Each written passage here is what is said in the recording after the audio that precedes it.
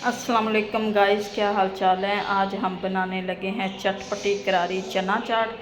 ये चनों को मैंने उबाल के रख लिया है। अब इसमें नमक हाफ़ स्पून डाल के, ये हमारी वेजिटेबल हैं जिनके साथ हम बनाएंगे चना चाट, चटपटी करारी मज़े की ये चना चाट। टमाटर, एक प्याज, एक अदद आलू और आधा खीरा जो इसमें डालेंगे,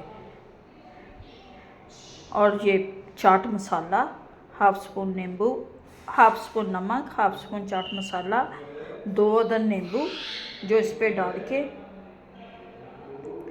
इसे हम तैयार करेंगे। चटपटी ये चना चाट जो बहुत ही मज़े की टेस्टी बनेगी।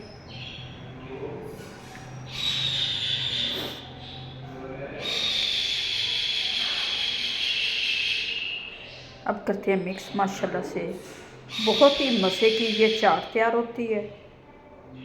बाहर परिंदे बहुत ज़्यादा बोल रहे हैं। चलिए ये करते हैं इनको मिक्स। चटपटी चना चाट।